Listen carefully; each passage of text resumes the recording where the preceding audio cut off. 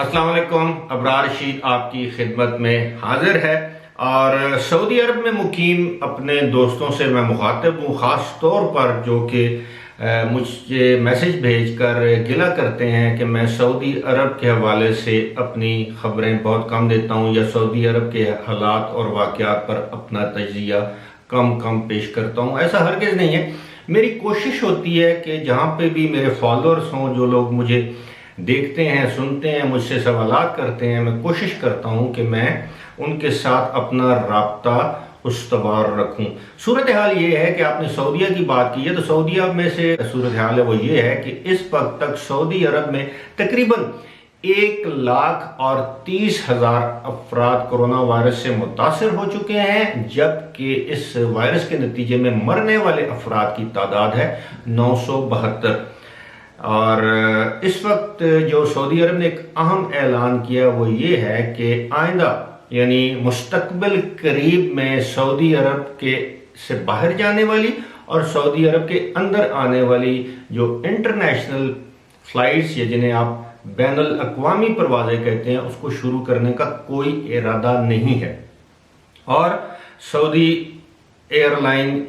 نے اپنے ایک ٹویٹ میں اس بات کا اعلان کیا تھا اور کہا تھا کہ جب تک حکومت کی جانب سے اس کی اجازت نہیں دی جاتی اس وقت تک یہ فلائٹس یعنی بین الاقوامی پروازیں شروع نہیں کی جا سکتی، نہ سعودی عرب سے باہر جانے کے لیے نہ سعودی عرب واپس لانے کے لیے. البتہ ایئر لائن نے ایک بات کی وضاحت کی ہے کہ اس وقت وہ سعودی شہری واپس آ رہے ہیں جو کہ ایک ریٹرن یا عودہ پالیسی کے تحت جن کو وطن واپسی کی اجازت دی گئی ہے، اور یاد رہے کہ ان شہریوں کو بالکل مفت سعودی عرب واپس لایا جا رہا ہے، لیکن ان کی واپسی کے لیے بھی ان کو کچھ قواعد و ضوابط اور کچھ شرائط پوری کرنا ہوتی ہیں. دوسری جانب میں یہ بتاتا چلوں کہ سعودی عرب میں جو ڈومیسٹک فلائٹ آپریشن ہے یعنی ملک کے اندر جو نقل و حمل ہے یعنی پروازوں کا جو سلسلہ ہے وہ جاری ہے، اور سوائے چند ایک شہر ایسے ہیں جہاں پر شاید اس وقت بھی جو اندرون ملک پروازوں کا سلسلہ شاید معطل ہے، لیکن اس وقت اگر میں یہ کہوں کہ سعودی عرب میں 80 سے 90% جو بھی ایئرپورٹس ہیں وہ ڈومیسٹک پروازوں کے لیے یا اندرون ملک پروازوں کے لیے کھلے ہیں. ایک بات جس کا میں ذکر کرتا رہتا ہوں اس حوالے سے وہاں سے جو مجھے میسیجز آتے ہیں وہ میرے دوست احباب بھی اس حوالے سے خاموش ہیں، اور حکومت پاکستان یا پاکستانی سفارت خانہ بھی اس حوالے سے خاموش ہے. پاکستان کی وزارت خارجہ بھی اس حوالے سے خاموش ہے کہ کتنی تعداد بتائی جائے کہ کتنی تعداد میں پاکستانی اس وقت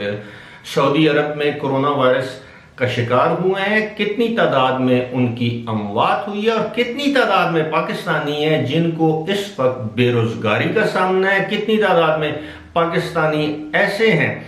جن کو اس وقت رہائش کی مشکلات ہیں، کھانے پینے کی مشکلات ہیں، کتنے پاکستانی ایسے ہیں جن کو مختلف چھوٹے موٹے قوانین کی خلاف ورزی پر اس وقت